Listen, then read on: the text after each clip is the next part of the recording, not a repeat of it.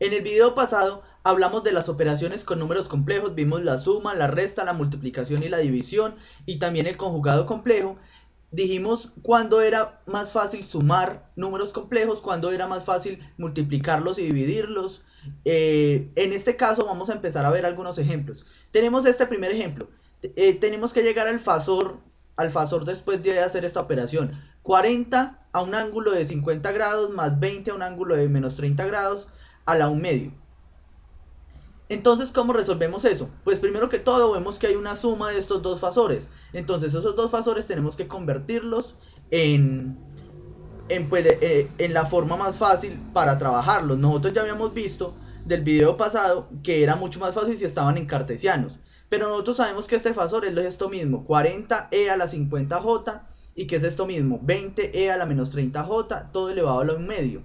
De ahí se pueden sacar la identidad trigonométrica, que es 40 por coseno de 50j más j seno de 50j, más j seno de 50 más 20 por el coseno de menos 30 grados más j seno de menos 30 grados. De aquí sale el componente real y el componente imaginario. Entonces estamos descomponiendo este fasor en sus componentes rectangulares. Listo, ya después de tener estos componentes rectangulares, pues se opera cuánto es coseno de 50, cuánto es seno de 50, y se multiplica por este 40. Entonces coseno de 50 por 40 da 25,71, seno de 50 por 40 da 34,64, coseno de menos 30 por 20 da 17,32, y seno de menos 30 por 20 da menos 10j. Esto elevado a la 1/2.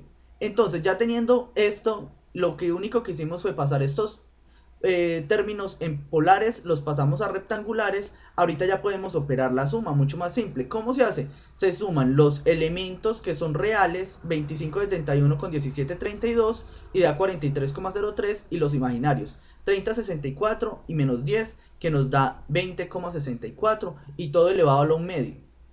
Y entonces la pregunta es, bueno, y ya teniendo esto, ¿cómo hacemos para elevarlo a la 1/2? Pues muy simple. Lo único que tenemos que hacer es convertir esto otra vez a fasor.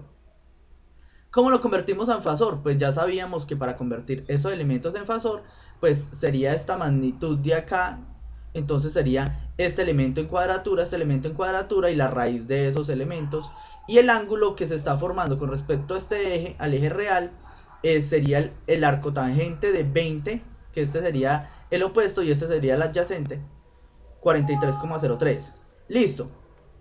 Si nosotros tenemos esta condición, ya de acá podemos pasar fácilmente haciendo estas operaciones y nos da este fasor. 47,72 a un ángulo de 25,73 elevado a la 1/2.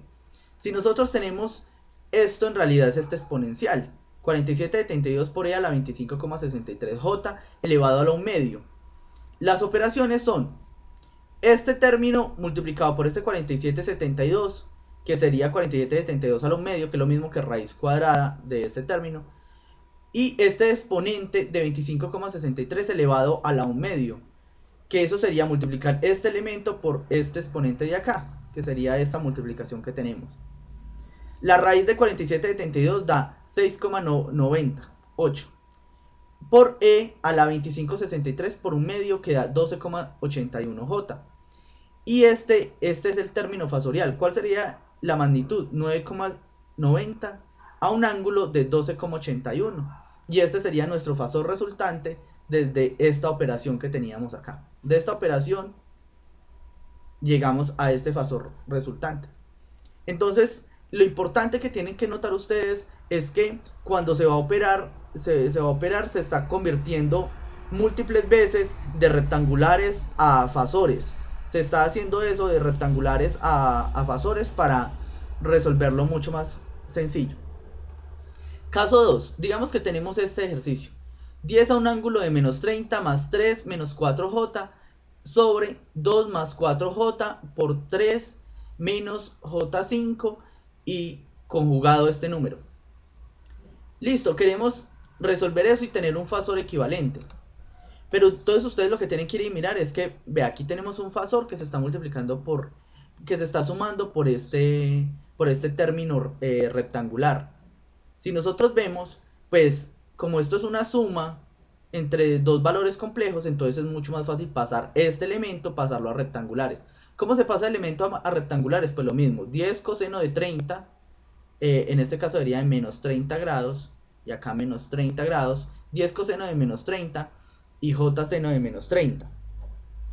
Ya resolviendo eso va sumado más 3 menos 4j sobre 2 más 4j, que multiplica, si ustedes ven esto acá es una multiplicación de este número complejo con este número complejo, es mucho más fácil convertir esto a fasores, pero entonces lo primero que tenemos que hacer es quitar este conjugado. ¿Cómo se quita el conjugado? Pues lo único que hay que hacer es cambiar el signo de la parte imaginaria.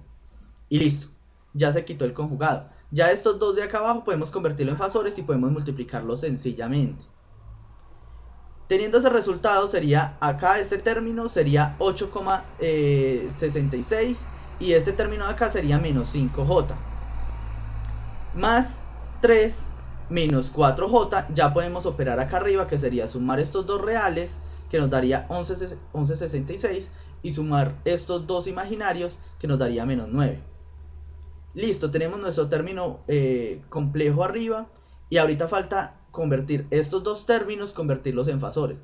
¿Cómo se convierte? Otra vez, la magnitud da 4,47, que es la raíz de 2 al cuadrado más 4 al cuadrado, a un ángulo de 4 sobre 2, al arco tangente de eso, que daría 63,43. Y otra vez, para este otro fasor, entonces sería 5,83 a un ángulo de 59,03. Y multiplicando estos dos términos, entonces se multiplican las dos magnitudes, que sería 4,47 por 5,83, nos da 26,006. Y esto a un ángulo de este ángulo más este ángulo, que nos daría 122,46. Sería la suma de los dos ángulos y la multiplicación de sus dos magnitudes. Ahora tenemos que operar este término que hay acá. Tenemos una división de dos números complejos. ¿Cómo era más fácil? Obviamente pasar este término que están rectangulares, pasar a polares. Pasamos este término a polares. De la misma forma, la magnitud es la cuadratura de la raíz cuadrada. Y el ángulo es el cateto opuesto sobre el adyacente. El arco tangente de eso sería este término de acá sobre este término de acá.